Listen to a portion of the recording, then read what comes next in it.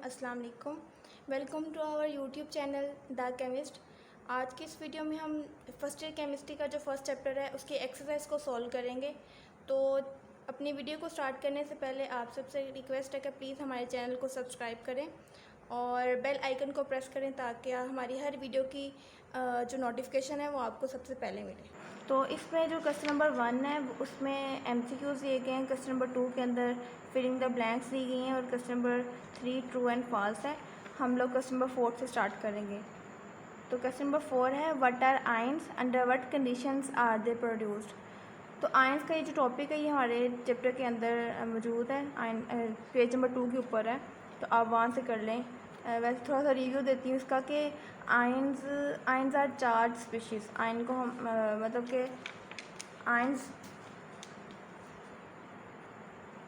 Question number 4 है ये। Ions are charged species, मतलब कि जब एटम कोई इलेक्ट्रॉन लूज़ करता है या फिर कोई गेन करता है तो उसके नतीजे में आयंस बनते हैं। तो इट में बी केटाइंस और एनाइंस। अगर इलेक्ट्रॉन लूज़ करेगा तो केटाइन बनेगा और अगर वो गेन करेगा तो एनाइन बनेगा। तो ये टॉपिक उसके अंदर है, बुक के अंदर आप वहाँ से कर लीजिएगा। हम आगे क्वेश्चन नंबर 4 की तरफ मूव करते हैं। क्वेश्चन नंबर 4 के 3 पार्ट्स हैं, ए, बी और सी। ए पार्ट है what are isotopes, how do you reduce the fractional atomic masses of elements from the relative isotopic abundance, give 2 examples for your spot of answer.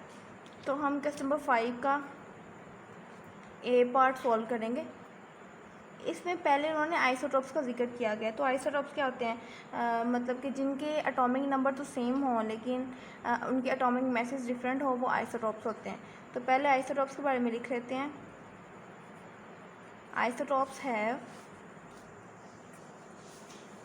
Same atomic number but different atomic message. तो आगे इस question के अंदर जिक्र किया हुआ है कि फ्रैक्शनल एटॉमिक मैसेज का मतलब उन्होंने कहा है कि कोई भी 2 एग्जांपल्स दें, उनके फ्रैक्शनल एटॉमिक मैसेज निकाल के दिखाएं। तो फ्रैक्शनल एटॉमिक मैसेज क्या होते हैं कि अगर हम आइसोटॉप्स के उनके एटॉमिक मैसेज का और उनके रिलेटिव अबंडेंस का अगर एवरेज ले लें तो हमारे पास फ्रैक्शनल एटॉमिक मैथ आ जाता है। तो हम लोग जो पहली एग्जांपल लेंगे वो लेंगे नियॉन की। नियॉन के 3 आइसोटॉप्स हैं। नियॉन 20 में एग्जिस्ट करता है, 21 में और 22 में एग्जिस्ट करता है। तो हम नियॉन के निकालेंगे fractional atomic mass of neon equals to, neon एक 20 में एग्जिस्ट करता है, इसकी रिलेटिव अबंडेंस है 90.92 प्लस जो 21 में एग्जिस्ट करता है उसकी रिलेटिव अबंडेंस है 0.26 और जो 22 में एग्जिस्ट करता है उसकी रिलेटिव अबंडेंस है 8.82 और इसको हम 100 पे डिवाइड कर देंगे। इसको सॉल्व करने के बाद जो हमारे पास आंसर आएगा वो आएगा 20.18 ग्राम पर मोल। जो आगे नेक्स्ट एग्जांपल है वो हम सिल्वर की लेंगे। तो सिल्वर के वैसे तो 16 आइसोटॉप्स हैं लेकिन जो नेचुरली एकरिंग है वो 107 और 109 है। तो हम निकालेंगे सिल्वर की fractional atomic mass of silver.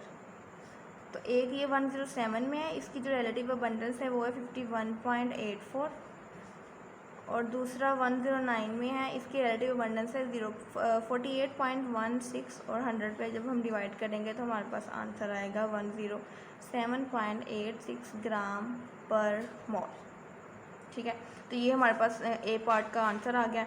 आगे बी पार्ट में पूछा है how does a mass spectrograph show the relative abundance of isotope of an element, कि मास स्पेक्ट्रोग्राफ से हमें कैसे पता चलता है कि किस आइसोटॉप की कितनी रिलेटिव अबंडेंस है। तो मास स्पेक्ट्रो हम इस चैप्टर के अंदर मास स्पेक्ट्रोमीट्री एक टॉपिक है, उसके अंदर वो एक टेक्निक है जो यूज़ होती है कि किसी भी एटम के कितने आइसोटॉप्स हैं या फिर आइसोटॉप्स के जो एटॉमिक मासेस वो कितने हैं, तो हम इस टेक्निक के ज़रिए पता लगा सकते हैं। और जो सारा फिनोमेना है, जो सारा वर्किंग प्रिंसिपल है, वो बाद में स्पेक्ट्रोग्राफ के ऊपर शो होता है ग्राफ के फॉर्म में। तो जो ग्राफ होता है वो पीक्स की फॉर्म में शो होता है, फिर वहाँ से हमें पता चलता है कि किस आइसोटॉप्स की कितनी रिलेटिव अबंडेंस है। तो हम बी पार्ट को लिखेंगे, 5 का बी पार्ट। कह रहे इसमें होता फिनोमेना बेसिकली ये है कि जब कोई किसी आइसोटॉप्स के जो केटाइन्स होते हैं, इसके अंदर एक इसका पार्ट है मास स्पेक्ट्रोमेट्री का, कलेक्टर। जब उसके केटाइन कलेक्टर के ऊपर गिरते हैं तो मतलब फॉल करते हैं तो एक ग्राफ अपीयर होता है जिसको मास स्पेक्ट्रोग्राफ बोलते हैं। तो वो पीक्स की फॉर्म में वहाँ पे शो होता है। तो वहाँ से हम पीक्स की जो हाइट होती है वहाँ से पता चलता है। अगर उसकी हाइट ज़्यादा होगी तो उस आइसोटॉप्स की जो रिलेटिव अबंडेंस होगी वो ज़्यादा होगी, और अगर किसी की कम होगी, लो होगी, तो वहाँ से उसकी रिस्पेक्टिव हम बात करेंगे कि उसकी जो रिलेटिव अबंडेंस है या फिर परसेंटेज अबंडेंस है वो लो होगी। तो ऐसे इसका आंसर लिखेंगे, relative abundance of isotope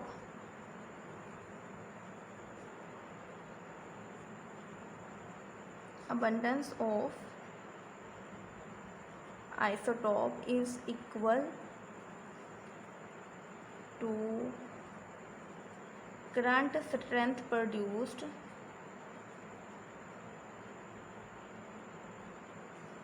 when cations of respective isotope falls on collector। जब उसके ऊपर फॉल करते हैं तो एक graph appears,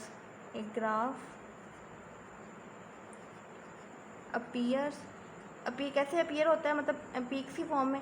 a graph appears in the form of peaks.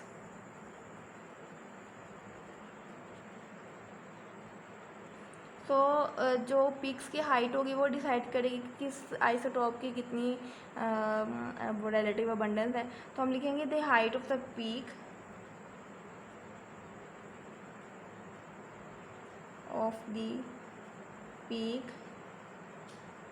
gives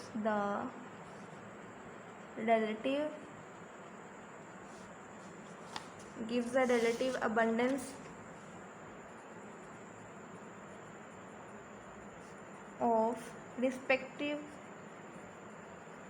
isotope। आगे क्वेश्चन नंबर 5 है, उसका पार्ट सी है। What is the justification of 2 strong peaks in the mass spectrum for bromine while for iodine only 1 peak at 127 AMU is indicated. Question में पूछा हुआ है कि मास spectrograph के ऊपर क्यों ब्रोमीन के लिए 2 स्ट्रॉन्ग पीक्स शो होती हैं और आयोडीन के लिए 1 होती है। तो इसका आंसर सिंपली यही है कि जो ब्रोमीन है उसके दो आइसोटॉप्स एग्जिस्ट करते हैं, जबकि जो आयोडीन है उसका एक आइसोटॉप है। तो जितने आइसोटॉप्स होंगे मास स्पेक्ट्रोग्राफ के ऊपर उतनी ही पीक्स शो होंगी। तो इसीलिए ब्रोमीन के लिए 2 पीक्स शो होती हैं और आयोडीन के लिए 1 होती है। तो इसका 5 का सी वाला पार्ट, इसका सिंपली यही आंसर है, as bromine has 2 isotopes,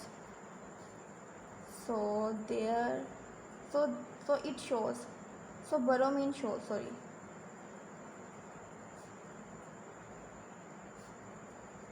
2 peaks in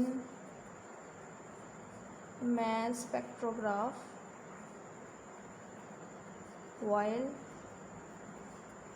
iodine has only 1 isotope, so it would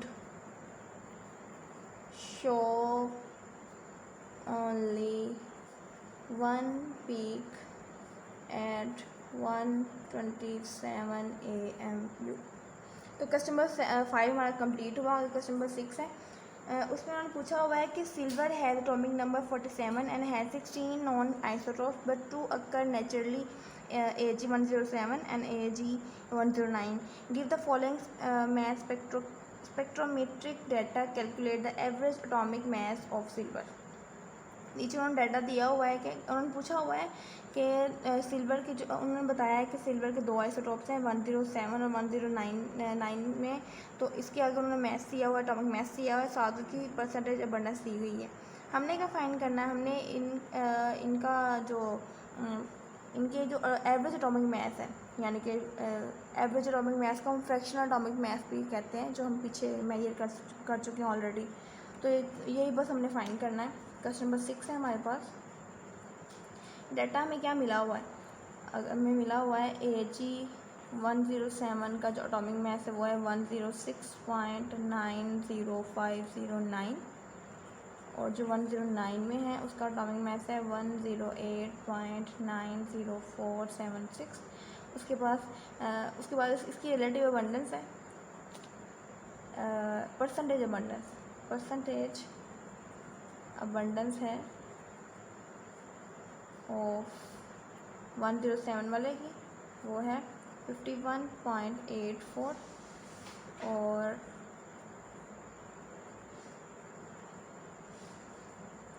और 109 वाले की है हमारे पास 48.16। तो वही वाला पीछे वाला पुराना फॉर्मूला ही लगेगा। हम अगर average atomic mass of silver को मेजर करना चाहते हैं तो इसकी जो एटॉमिक मैसेज हैं उसका और इसकी रिलेटिव अबंडेंस या फिर परसेंटेज अबंडेंस का एवरेज ले लेंगे तो हमारे पास आंसर आ जाएगा।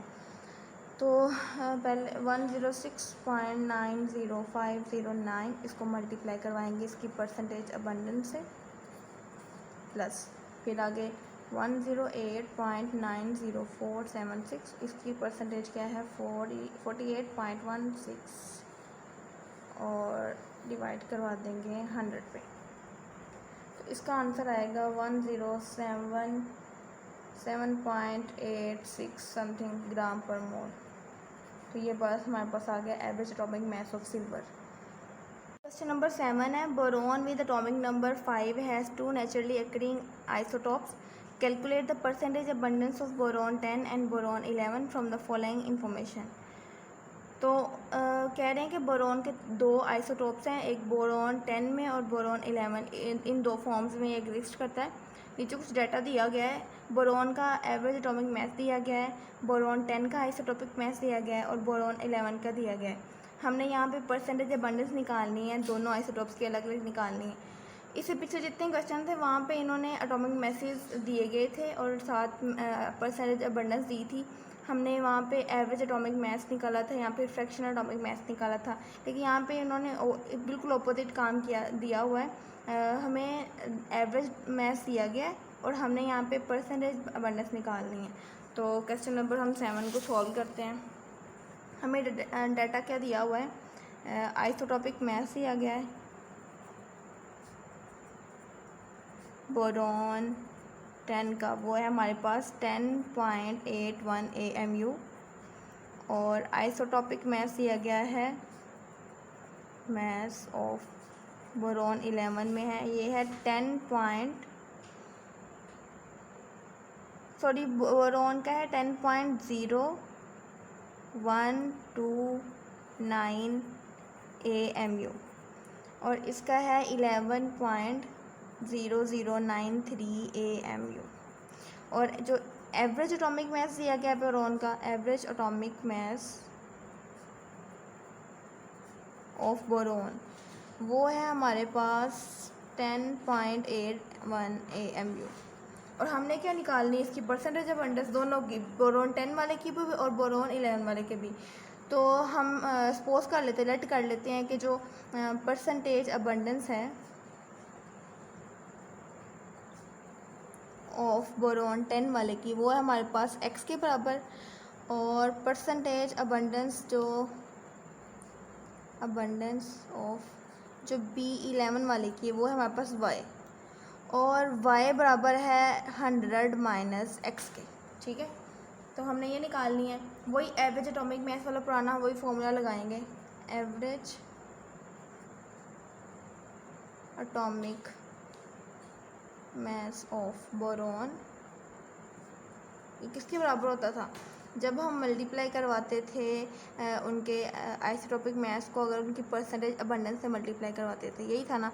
तो बोरॉन 10 वाले का क्या है आइसोटोपिक मास 10.0129। इसको हमने इसकी परसेंटेज अबंडेंस वाले से मल्टीप्लाई करवाना है, यहाँ पे एक्स हमने सपोज किया हुआ है, प्लस बोरॉन 11 वाली का हमारे पास है 11.0093 और इसकी क्या है वाई है हमारे पास, और डिवाइड करना है हमने 100 पे। हमें तो एवरेज एटॉमिक मास बोरॉन का भी गिवन है, वो है 10.81, तो हम वो भी यहाँ पे वैल्यू पुट करेंगे। तो हम ये 10 को 100 को इस तरफ मल्टीप्लाई भी तो करवा सकते हैं ना, ये यहाँ पे चला गया, तो यहाँ बच गया 10.0129 x प्लस 110093 और y। ठीक है, तो अब यहाँ पे इसको अगर हम मल्टीप्लाई करवाएं तो हमारे पास आंसर आएगा, इसको अगर हम सॉल्व करें ना तो हमारे पास आंसर आएगा 1081 आ गई। ये तो हमारे पास बिल्कुल वैल्यू सेम टू सेम ऐसे ही रहेगी।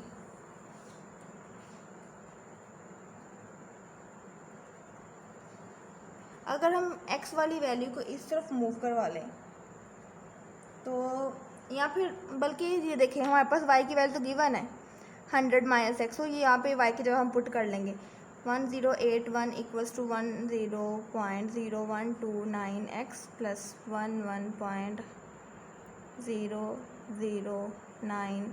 यहाँ पे हम y की जगह पुट ही कर लेते हैं 100 माइनस एक्स। जब हमने 100 से इसको मल्टीप्लाई करवाया तो हमारे पास जो आंसर आया वो है 1100 और 0.93। ठीक है, ये हमारे पास आंसर आ गया इसका। तो सारा इसको एक्स वाले को सॉल्व करके हमारे पास आंसर है -0.9964 x इक्वल्स टू 1080 में से हमने माइनस करवाना है 1100 माइनस 93, तो ये हमारे पास आंसर आ जाएगा -19.93। ठीक है, ऐसे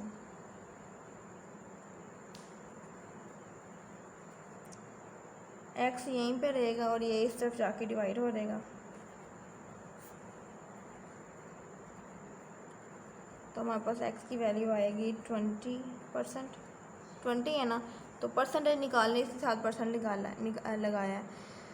तो x हमारे पास है क्या था, बोरॉन 10 था ना, हमने उसको सपोज किया हुआ था, इसका मतलब जो बोरॉन 10 है वो 10% है।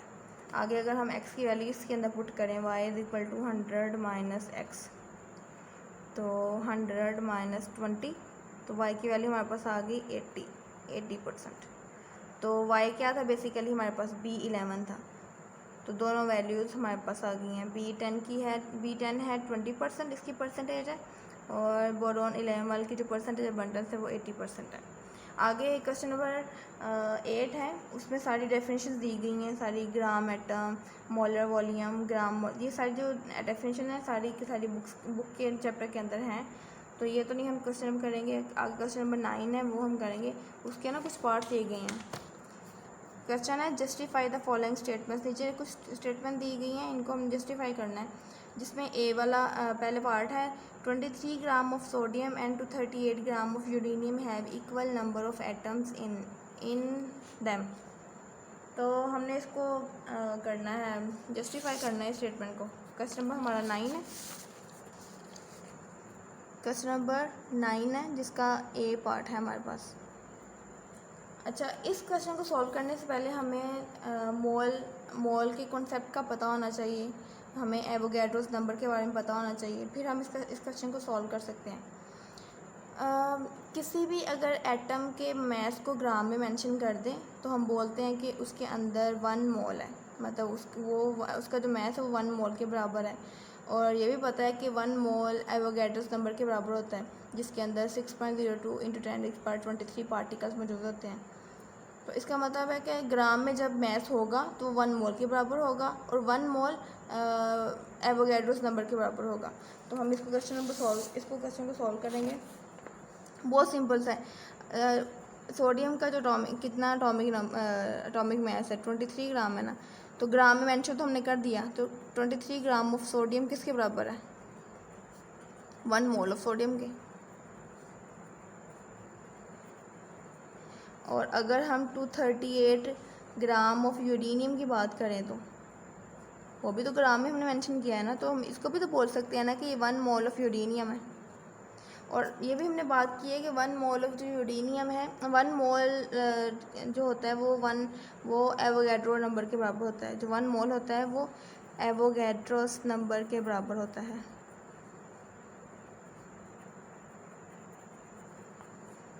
इसका मतलब क्या है कि 6.02 इंटू 10⁻23 इसके अंदर पार्टिकल्स या फिर एटम्स मौजूद होते हैं।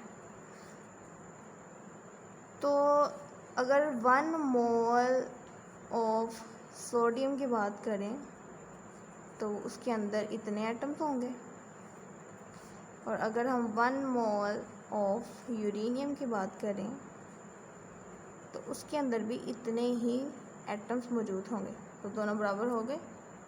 तो ये देखिए, ये हमें जस्टिफाई करना था।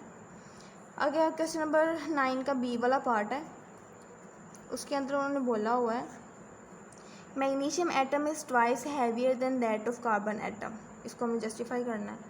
हमें पता है कि मैग्नीशियम का जो एटॉमिक मास होता है वो 24 होता है और कार्बन का 12 होता है। तो देख के पता चल रहा है कि जो मैग्नीशियम होगा वो उससे हैवियर होगा, डबल। तो हम देख रहे हैं कि मैग्नीशियम का जो मास है वो डबल है कार्बन से। तो हम लिखेंगे mass of 1 atom of magnesium is 24 ग्राम है। और इसी तरह कार्बन के लिए बात करेंगे, mass of 1 atom of carbon ये है 12 ग्राम। तो 10 mass of magnesium mass of carbon, तो ये कितना है 24 और ये है 12। तो डिवाइड करें तो 2 आ गया। तो इसका क्या मतलब हुआ कि जो मास ऑफ मैग्नीशियम है हमारे पास वो 2 टाइम्स है मास ऑफ कार्बन के। तो यही तो हमें जस्टिफाई करना था क्वेश्चन के अंदर। आगे क्वेश्चन नंबर 9 का सी पार्ट है। 180 gram of glucose and 342 gram of sucrose have same number of molecules but different number of atoms present in them. तो हमने इसको जस्टिफाई करना है। क्वेश्चन हमारे पास के ग्लूकोज का एटॉमिक मास दिया गया है और साथ सुक्रोज का दिया गया है। कह रहे हैं कि इनके अंदर नंबर ऑफ मॉलिक्यूल्स तो डिफरेंट सेम है, लेकिन इनके नंबर ऑफ एटम्स जो हैं वो डिफरेंट है। तो यही जो थोड़ा हम जो पीछे पड़ा है कि अगर किसी के एटॉमिक मास को किसी भी मॉलिक्यूल के या फिर किसी भी एटम के एटॉमिक मास को अगर हम ग्राम में मेंशन करें तो 1 मोल के बराबर होते हैं। और 1 मोल के अंदर 6.02 इंटू 10⁻23 पार्टिकल्स या एटम्स या फिर मॉलिक्यूल्स मौजूद होते हैं। तो वो तो सेम हो जाएंगे, लेकिन एटम्स की डिफरेंट की बात की हुई है। हमें पता है ग्लूकोज का फॉर्मूला ऐसे होता है C6H12O6। तो 6 6 12 और 12 24, इसके अंदर 24 एटम्स हो गए टोटल। और अगर हम सुक्रोज की बात करें, सुक्रोज का जो मॉलिक्यूलर फार्मूला होता है वो होता है C12H22O11। तो 12 22 और 11 ये प्लस करें तो हमारे पास 45 बनते हैं। तो इसके अंदर है 45 एटम्स, ठीक है। तो फिर देखने में पता चल रहा है कि उसके 24 एटम्स हैं और उसके 45 एटम्स हैं। नंबर ऑफ़ एटम्स तो डिफरेंट है, जबकि इसके अंदर जो नंबर ऑफ़ मॉलिक्यूल्स हैं वो सेम है। तो हम इसको अगर लिखना चाहें इसको तो हम कैसे लिखेंगे कि 180 gram of glucose and 342 gram of sucrose are equal to their 1 mole and 1 mole contain 6.02 into 10⁻23 atoms. So both they contain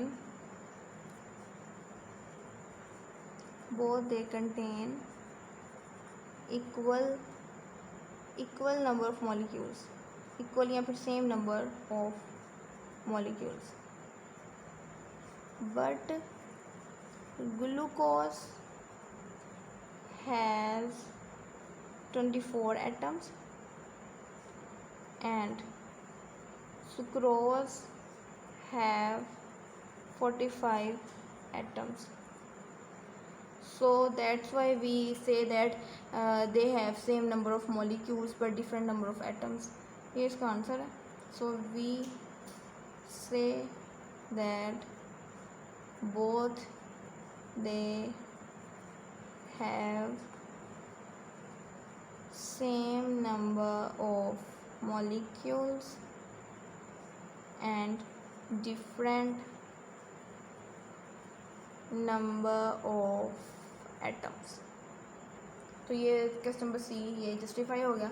आगे इसका पार्ट डी है. पार्ट डी में लिखा है कि 4.9 gram of sulphuric acid H2SO4 when completely ionised in water have equal number of positive and negative charges but number of positively charged ions are twice than number of negatively charged ions. Question में ये दिया गया है कि जब हम sulphuric acid को water के अंदर डिज़ोल्व करते हैं तो ये आयंस में कन्वर्ट हो जाता है, और जब आयन में पॉजिटिव और नेगेटिव आयंस में जब ये प्रोड्यूस होता है तो क्या होता है कि कह रहे हैं कि इसके जो पॉजिटिव और नेगेटिव चार्जेस हैं वो तो इक्वल नंबर होते हैं उनके, वो दोनों सेम होते हैं, लेकिन उनके जो नेगेटिवली और पॉजिटिवली चार्ज आयंस होते हैं ना वो डिफरेंट होते हैं. जो पॉजिटिवली चार्ज आयंस हैं वो ट्वाइस होते हैं than the number of the negatively charge ions. तो हमने इसको जस्टिफाई करना है. क्या इसमें क्या होगा ये देखें. जब इसकी वाली इक्वेशन लिखते हैं पर जब H2SO4 वाटर के अंदर आयोनाइज होता है तो ये बनता है H पॉजिटिव की फॉर्म में आता है और सल्फेट की फॉर्म में आता है. इसके 2 मोल्स हैं. ठीक है. तो इक्वेशन से पता चल रहा है नंबर ऑफ पॉजिटिव और नेगेटिव चार्जेस तो सेम है, लेकिन इनके जो नंबर ऑफ आयंस है ना वो डिफरेंट है. देखो यहीं से पता चल रहा है कि इसके जो नंबर ऑफ इस जो पॉजिटिव के जो पॉजिटिवली चार्ज जो आयंस हैं वो 2 हैं, जबकि जो पॉजिटिवली चार्ज 9 है या फिर नेगेटिव चार्ज है वो सिर्फ 1 है. जबकि जो अगर सिर्फ चार्ज, ये तो आयंस की बात की ना, अगर सिर्फ चार्जेस की बात करें तो वो तो बिल्कुल सेम है. पॉजिटिव भी सिर्फ पॉजिटिव और नेगेटिव दोनों सेम नंबर है. तो हम अगर इसका आंसर लिखें तो हम लिखेंगे कि 4 अगर बल्कि इसको ना अगर इनके अगर हम निकालें मोलर मैस निकालें, मोलर मैस है हाइड्रोजन के 2 हो गए, 2 इसके हो गए, सल्फर का एटॉमिक नंबर 32 होता है, 16 इसका होता है, इसके 4 मोल हो गए तो 64 हो गया. तो टोटल कितने हो गए हमारे पास, टोटल हो गए 98 ग्राम. तो अगर हम इसका 4.9 ग्राम के हिसाब से इसका निकालें, 4.9 को अगर 98 पे अगर हम डिवाइड करें तो इसके पास तो हमारे पास जो मोल्स आएंगे, मोल्स ऑफ सल्फ्यूरिक एसिड जो हमारे पास आएगा वो आएगा 0.05 मोल्स. ठीक है. तो इसका मतलब क्या हुआ कि जब इसके 4.9 ग्राम डिज़ोल्व होते हैं पानी के अंदर तो उस टाइम इसके जो मोल्स बनते हैं वो बनते हैं 0.05, लेकिन इसके 2 से ये आयंस की बात हो रही है. इसके ट्वाइस बनते हैं जो नंबर ऑफ आयंस हैं, पॉजिटिव की बात कर रहे हैं, और नेगेटिव के सिंगल ही हैं. तो अगर हम इसको 2 से मल्टीप्लाई करें तो 0.1 आता है हमारे पास. हम बस सिंपली यही लिखेंगे कि जो 4.9 ग्राम ऑफ सल्फ्यूरिक एसिड है हमारे पास when ionised it produces 0.1 moles of positive and negative charges, while it produces 0.1 mole of positive ions, while 0.05 moles of negative ions. समझ आ गई. 0.1 जो चार्जेस वो सेम है, लेकिन 0.1 हमारे पास ये पॉजिटिव आयंस को प्रोड्यूस करता है. चार्जेस तो सेम है लेकिन आयंस 0.1 है वो इंक्रीज हो जाते हैं, ट्वाइस है ना. और जबकि नेगेटिव आयंस वो हमारे पास सिर्फ एक ही 0.05. नंबर 9 का ई वाला पार्ट है। 1 milligram of potassium dichromate K2CrO4 has thrice the number of ions than the number of formula units when ionise in water. तो K2CrO4 इसको हम पोटाशियम डाइक्रोमेट बोलते हैं। कहने के जब हम इसको आयनाइज करते हैं तो ये बनते हैं, इसके तीन आयंस बनते हैं, 2 पोटाशियम के और 1 क्रोमेट का बनता है। तो कह रहे हैं कि ये थ्राइस में मतलब 3 गुना है than the formula units. Formula units क्या होता है? सिंपलेस्ट रेशियो होती है एटम्स की किसी भी मॉलिक्यूल के अंदर। तो इसका आंसर सिंपली यही होगा कि इस इक्वेशन में क्या हम पता चल रहा है कि जो 1 मिलीग्राम फॉर्मूला यूनिट है उससे जब वो आयनाइज होता है तो उससे हमें तीन हमें आयंस मिलते हैं, 2 पोटाशियम का और 1 क्रोमेट का।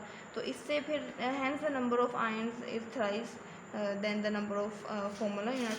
सिंपली ये आंसर लिखेंगे कि अकॉर्डिंग टू दिस इक्वेशन या फिर दिस इक्वेशन शोज दैट, ये लिख सकते हैं, this equation shows that when 1 milligram of K2CrO4 ionized in water,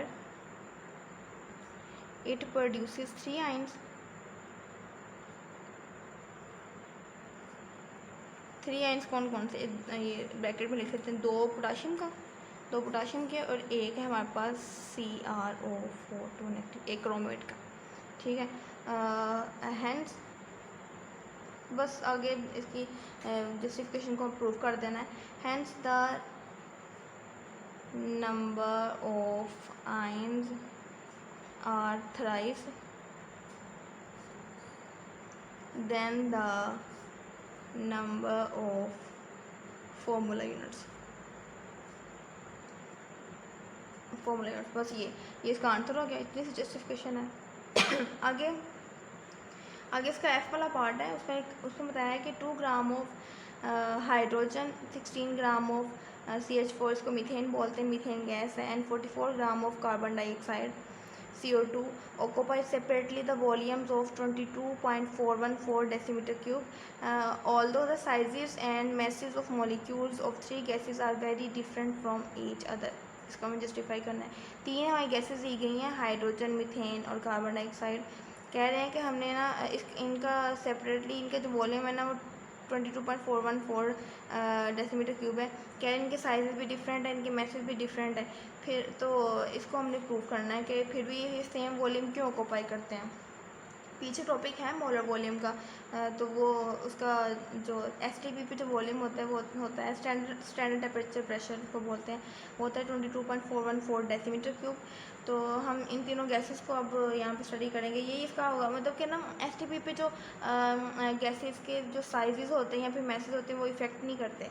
तो हम आंसर इसका होगा कि these sizes and masses of gases do not affect A वाला आएगा, affect the volume at STP। तो ये भी हमें पता है कि गैसेस के दरमियान जो डिस्टेंस है ना वो 3 गुना है उनके डायमीटर के, पीछे टॉपिक के अंदर लिखा हुआ है। तो वो भी एक लाइन लिख देते हैं कि since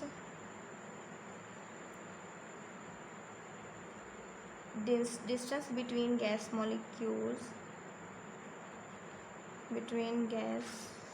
molecules is 300 times than their diameter। तो फिर hence the number of molecules of ये 3 gases as STP would be same। hence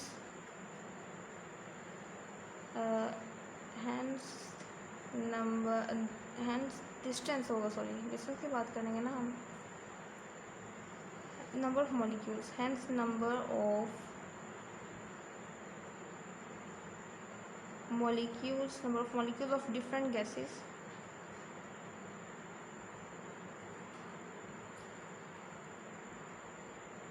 of different gases would be